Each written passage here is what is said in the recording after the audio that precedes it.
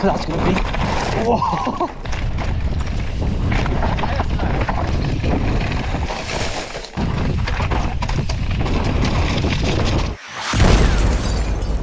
Rider number 2262 for the 2025 Mega Avalanche, and just like that we're now up here in Alpe d'Huez, ready to drop in and begin the journey to completing the world's most difficult downhill race. I've worked out a little plan because basically there's two different courses. You've got the qualifying course, which I'll be riding on Friday, and then you've got the race course, which I'll be riding on Saturday. Leading up to that, I've got 2 days, it's Wednesday today, and there's a lot of track to try and learn and a lot of things for someone that's never done it to try and take on board. So what I'm doing today is going to ride the qualifying course all day, just practice that. It starts halfway up the hill. I think the course is quite a bit shorter, so I can really get a feel for it and just sort of sink my teeth in and settle into a bit of a rhythm, which I think is important. There's a lot for me to take on these next few days, and it's important just to go steady and learn as I'm going through it. As for the bike that I'm using then, I'm in the e-bike category because Haibike, my bike sponsor, make e-bikes, and I've chose to use the ALLMTN 10. This is the highest spec bike that we have. It's actually Kara's, so thank you for letting me borrow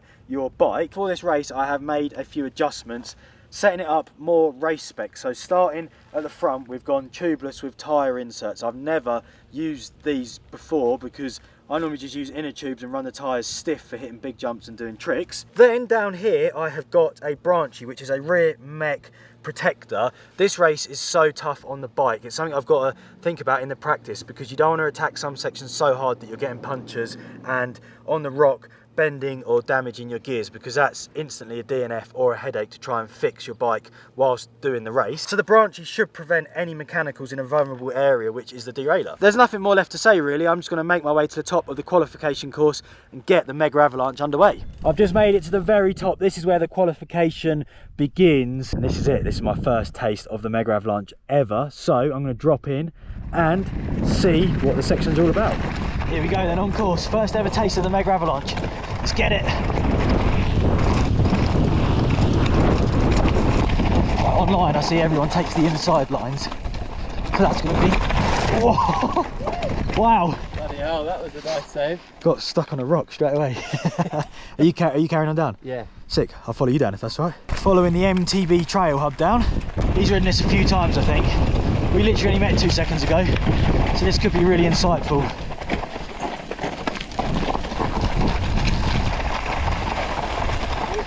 Woo.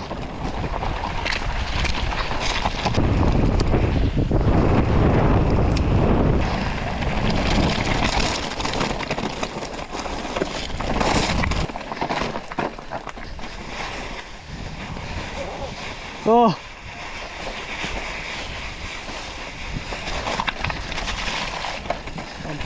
Yeah, go for it, yeah.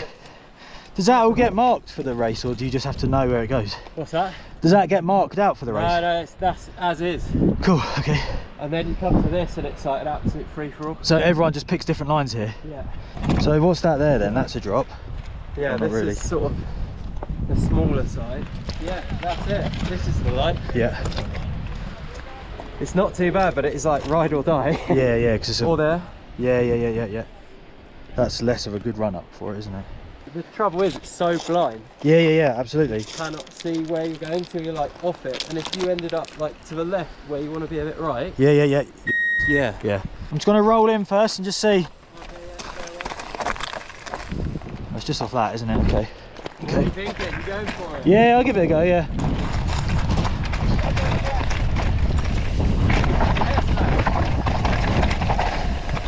Whew.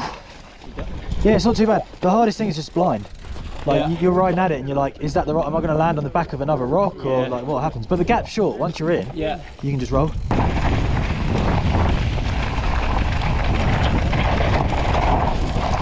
You.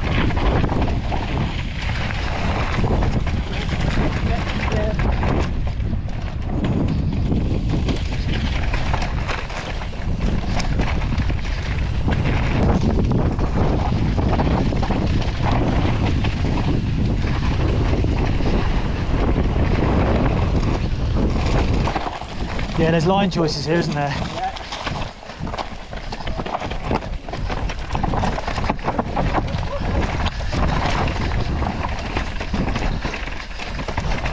Yo, nice.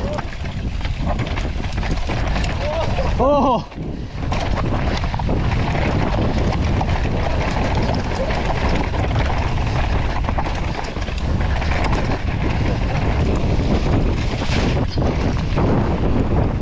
Yeah, I can see exactly what can happen, because if you jump that first one, you'll land on the takeoff for the next one, and then there's a drop the other side, so you go whoop. Yeah, that's exactly what he did. Yeah. Really? Yeah, not too fast. There's so much speed on the hill, isn't there, that if you don't control it, you could actually probably gap the whole thing if you went fast enough. It'd be gnarly, but the rapid guys do. Yeah. But it's almost too much risk and reward for, like, If you case that rock, you're a carcass at the end of the day. Yeah.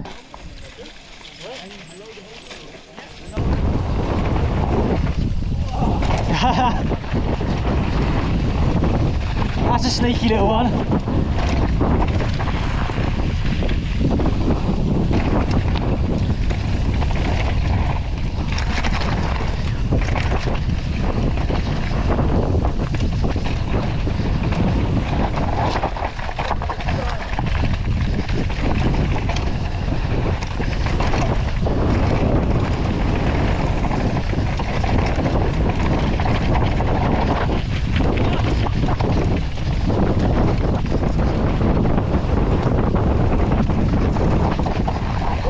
Nice, dude. Very well, like going that pace first time But down yeah, I've there. never, literally, that when I saw you was the first time I'd gone up there. That is mental. Okay. I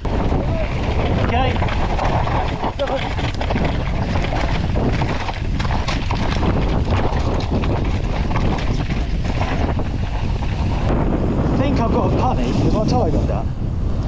Maybe it's can. I just rode that whole section pretty much with it. Oh, it's ripped the wall there, ripped the knob. I've got a puncher. I was following Jamie, was hitting some really nice lines.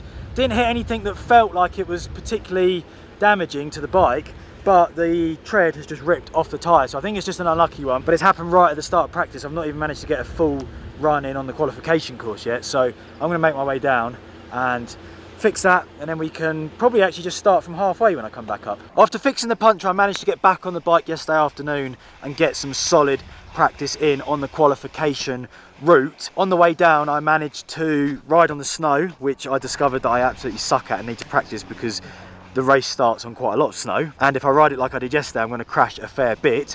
I then went to the part of the course which has that little drop off, and I think that's a very important part of the course because there's a lot of different line choices and it's very blind as you come up to it. So I spent some time there and actually found quite a quick line through the middle, which I think is going to be my plan of attack in the race. And then the rest of the course, as good as it was on the first lap to follow Jamie, I was riding someone else's lines, so it's good to do a lap on my own and find my own sort of flow and rhythm, which I really started to feel. And when I think about the qualification, I'm feeling quite confident going into that on Friday. However, it is now the next day and we have made it 3,300 meters above sea level to the start of the Mega Avalanche to tackle the main course today. Behind me here is the glacier, and now you're up here, it's absolutely terrifying. The snow's in quite bad condition this year because it's quite warm up here, so it's quite slushy and it's melted quite a lot, which means I think it's quite hard to ride, and I'm about to find out. I've never ridden anything like this before, so this is a new experience for me, and lucky for you guys, you get to watch it in the comfort of your living rooms and probably laugh at me falling off a million times. Let's get into it. Have a good one. Yeah, best of luck, mate. Yeah, and you, yeah. You done it yet? No. Have you? Oh, enjoy. You're gonna fall. Yeah, I'm ready for it. How the hell do you tackle this then? Not sideways.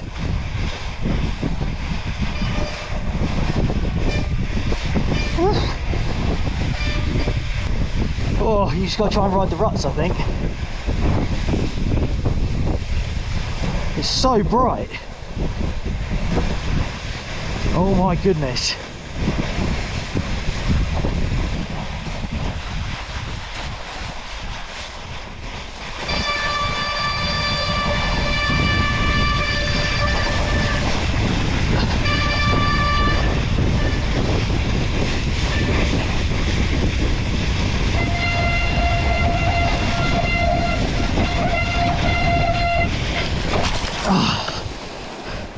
Almost.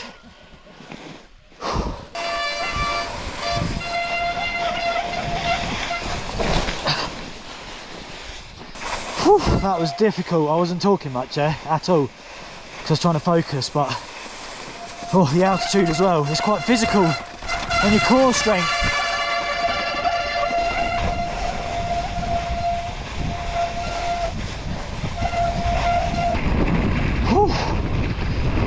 Oh my God, that was insane.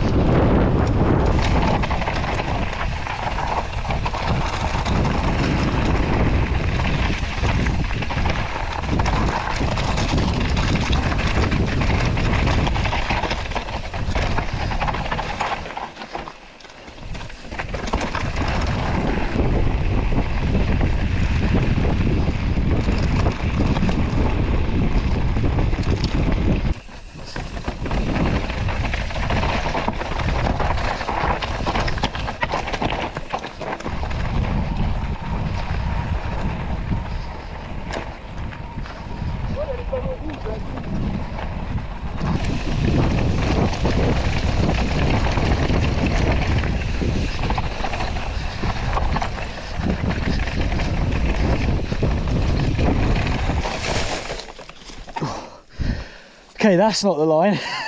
I thought I was going in the stingers there.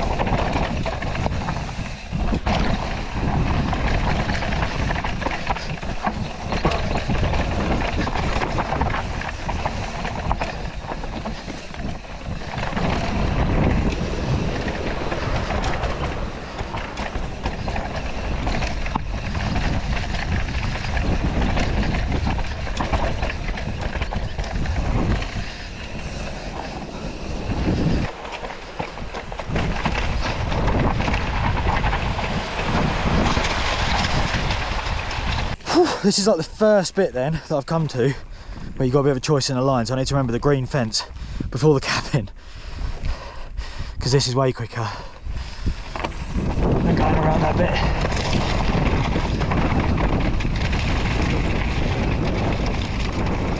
There we have it then, my first top to bottom run at MEGAVALANCHE is complete. Riding on that snow is like something I've never experienced before. You are a passenger. That is a section where I don't see how you can make time up in terms of being fast. You make time up by just not crashing and being steady getting down there. And you can't pick a line, it's so slushy up there and the ruts are very, very deep. So once you're in a rut, that's kind of what you have to just stick to. Also, the air up there is so thin, you get exhausted very, very quickly. It's 3,300 meters up.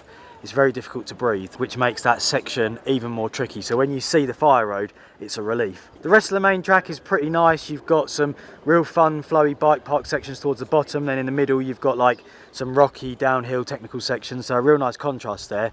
And I think that stuff will be good. We just have to survive the snow. That's my biggest struggle at the moment, I think. So from 2 days of practice, I've taken a lot of information on board, and what I've learned is that this race is about being conservative, riding at around 80%. There's only a few places on the course that you could probably give it 100%, because if you go hard the whole way, then there's such a good chance of you damaging your bike, having a crash, or just getting super tired. And in that way, all these things over such a long race are going to make you lose time. So it's a conservative race, and I think that is what gets you far in this one. Unfortunately, that is all we've got time for today. I've got about an hour left of practice, so I'm going to go up and get a few more laps in before the qualifying tomorrow and the race, which I'm going to be making highlights from each of those sessions. So keep your eyes peeled for those videos. If you enjoyed this one, give us a thumbs up, leave your comments down below, and I will see you guys in the next one. Let's go. Yeah. I'm like an addict, ooh, I gotta have it. I ain't even playing, got a really bad habit. If it moves, gotta grab it. Fuse like a magnet, lose, won't have it till I'm doomed in a casket. I ain't playing, got a weird mind. If you work 8 hours, I'ma work 9. If the shit tastes sour, you should taste mine. I'ma stay in power for a long time. Get up, nah, I ain't a